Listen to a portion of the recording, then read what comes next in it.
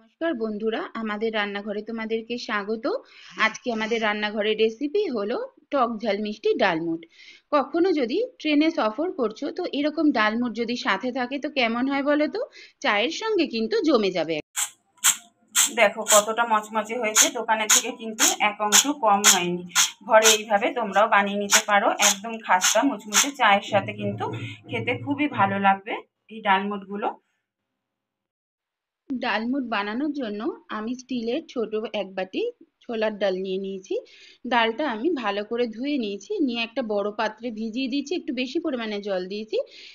এক চিমটা মতন খাবার সোডা দিয়ে 6 ঘন্টা ভিজিয়ে রাখবো। 6 ঘন্টা পর দেখো ঢাকা খুললাম, ডালগুলো দেখো কতটা ফুলে উঠেছে। 6 ঘন্টা ভিজিয়ে রেখেছিলাম, দেখো হাত দিয়ে ভাঙলে ভেঙে যাচ্ছে। যেহেতু খাবার সোডায় ভেজানো ছিল, একদম স্বচ্ছ জল আসা অবধি ধুয়ে যেতে হবে ডালটা। দেখো একদম স্বচ্ছ জল বেরিয়ে গেছে, নিশ্চয়ই দেখতে পাচ্ছ। 7-8 বার কিন্তু ধুয়ে নিয়েছি আমি। জলটা পুরো ছেঁকে নেব, তাই জন্য একটা স্ট্রেনারে দেখো ঢেলে দিয়েছি ছোলার ডালগুলো। একদম শুকিয়ে নিয়ে কিছুক্ষণ পর ফিরে আসছি। এক্সট্রা জলটা ডালের পুরোটাই ঝরে গেছে। এবার গায়ের যে জলটা রয়েছে সেটা একটা টাওয়েলে পেতে শুকিয়ে নেব। ডালের জল পুরোটা শুকানোর জন্য একটা কিচেন টাওয়েলের ওপর দেখো ডালগুলো একদম পাতলা পাতলা করে বিছিয়ে দিয়েছি। ওপরের জলটা যাতে শুকিয়ে যায় তার জন্য আরও একটা রুমাল দিয়ে ওপর থেকে এইভাবে প্রেস করে নিতে হবে। রোদে দিয়ে কিন্তু ডালমুট বানানোর জন্য ডাল শুকানো যাবে না। এই অবস্থায় 30 মিনিট পাখার হাওয়াতে আমি শুকিয়ে নেব ডালগুলো। 30 মিনিট পর ফিরে এলাম, দেখো ডালটা একদম ঝরঝরে হয়ে গেছে। ডাল হয়তো ভেজা আছে কিন্তু ওপরের গায়ে একটুও কিন্তু জল নেই, পুরো শুকিয়ে গেছে একদম। কড়াইতে আমি সাদা তেল বসিয়ে দিয়েছি গরম। তেলের সাথে কড়াইয়ের গ্যাপ দেখো ঠিক এতটাই থাকতে হবে, যেহেতু তেলে খাবার সোডা ডালের মধ্যে খাবার সোডা দেওয়া রয়েছে। যখন ভাজবো ডালগুলো তো ফুলে উঠবে, তাই জন্য তেলটা গরম হয়ে গেছে। খুব সাবধানে ডালগুলো ছাড়তে হবে, যেহেতু খাবার সোডা দেওয়া আছে তাই জন্য কিন্তু একটু ফাটতে পারে, মানে চড়বড় চড়বড় করছে, নিশ্চয়ই বুঝতে পারছো। তো হাত সাবধান, কারণ তেল কিন্তু গায়ে ছিটকে যেতে পারে। ডালগুলো নিজের মতোই ভেসে উঠবে, দেখো কড়াইয়ের ওপরে এই সময় হাত দিতে হবে না। ডালটা দেখো তেলের ওপরে ভেসে ভেসে উঠছে, এই সময় একটু একটা খুন্তি দিয়ে নাড়াচাড়া করতে হবে। প্রত্যেক কটা ডালই দেখো ভেসে উঠেছে তেলের ওপর, ভাজাটা হয়েই এসেছে। এক একটা ব্যাচ ভাজতে কিন্তু 5-6 মিনিটের মতো সময় লাগবে। মিডিয়াম টু হাই ফ্লেমে ভাজতে হবে, তেল কিন্তু কমালে চলবে না। ডালমুট আমার তৈরি হয়ে গেছে, এই সময় তেল ছেঁকে ছেঁকে তুলে নিচ্ছি। ভেজে একটা টিস্যু পেপারের মধ্যে তুলে নিয়েছি।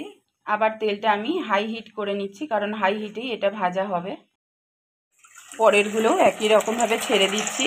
খুব সাবধানে ছাড়তে হবে ডালগুলো। খাবার সোডা দেওয়ার জন্য দেখো দেওয়ার সাথে সাথেই কীরকম ফুলে উঠছে তেলের ওপর চড়বড় করে। হাতটা একটু সাবধানে এই সময় করতে হবে। দেখো ডালগুলো তেলের ওপরে কি সুন্দর ভেসে উঠেছে নিজে নিজেই। তেল কমানো যাবে না, মিডিয়াম টু হাই হিটে কিন্তু ভাজতে হবে। আর ডালগুলো দেওয়ার আগে একদম হাই হিটে তেলটা গরম করে নিতে হবে, না হলে কিন্তু চিমড়া হয়ে যাবে, ডালগুলো ফুলবে না। এগুলো আমার ভাজা হয়ে গেছে, এই সময় তুলে নিচ্ছি। সবগুলোই একই রকমভাবে ভেজে নিয়ে ফিরে আসছি। লাস্ট ব্যাচের ডালগুলো ভাজা চলছে, দেখো হয়েই এসেছে। এই সময় কাঁচা বাদাম দিয়ে দিচ্ছি ডালের মধ্যে কটা, কারণ ডালমুটের মধ্যে কাঁচা বাদাম কারি পাতা এগুলো দিয়েই তো বানায়। তো আমিও দিয়ে দিলাম কাঁচা বাদামগুলো, ডালের সাথে একটু ভেজে নেব। কারি পাতাগুলোও দিয়ে দিলাম তেলের মধ্যে, ভেজে নিচ্ছি একসাথে। শুধু কারি পাতা তেলের মধ্যে দিলে ভীষণ ফাটে, তোমরাও জানো। তো ওই জন্য যখন তোমরা ওইভাবে ডালমুট বানাবে, বাদাম আর কারি পাতাটা লাস্ট ব্যাচের ডালের সাথে, যখন ডালটা একদম হয়ে আসবে, ধরো 1-1.5 মিনিট মতন বাকি, ওই সময় কারি পাতাটা দিয়ে দিতে হবে। ভাজাটা আমার রেডি হয়ে গেছে, এই সময় তেল ছেঁকে ছেঁকে তুলে নেব। সবগুলো ভেজে একটা পাত্রের মধ্যে তুলে নিয়েছি। ডালমুটের জন্য একটা মশলা তৈরি করে নিচ্ছি। 1 চা চামচ চাট মশলা নিয়ে নিলাম একটা বাটিতে। 1/2 চা চামচের একটু বেশি বিট লবণ নিয়ে নিলাম, বিট লবণের স্বাদটা যেহেতু বেশি হয় তাই। কাশ্মীরি লঙ্কার গুঁড়ো দিয়ে দিলাম 1/2 চা চামচের থেকে একটু কম। ঝালের জন্য লাল লঙ্কার গুঁড়ো দিয়ে দিলাম 1/2 চা চামচ মতন। 1/2 চা চামচ মতন চিনি গুঁড়ো দিয়ে দিলাম। শুকনো মশলাগুলো চামচ দিয়ে একটু মিশিয়ে নিতে হবে খুব ভালো করে। এই মশলাটাই কিন্তু আসল, কারণ ডালমুটে তো আমি কোনো লবণ ব্যবহার করিনি, তোমাদের দেখিয়ে দিয়েছিলাম। এই মশলাটা মিশিয়ে তারপরে কিন্তু ডালমুটটা খাবে। রাস্তায় দোকানে যেগুলো কিনতে পাওয়া যায় সেগুলোর মধ্যেও কিন্তু এরকম মশলা মশলা থাকে গায়ে, তোমরা সবাই জানো।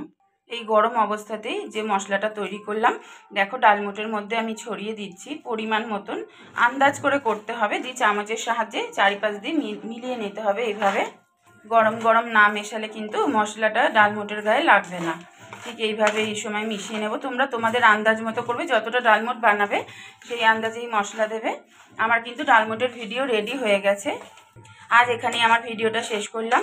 আশা করি তোমাদের ডালমুটের ভিডিও ভালো লেগেছে। যদি ভালো লেগে থাকে একটা লাইক কমেন্ট করে দিও, শেয়ার করে দিও। বন্ধুরা যারা নতুন এসেছো অবশ্যই সাবস্ক্রাইব করে আমাদের রান্নাঘরের পাশে থেকো।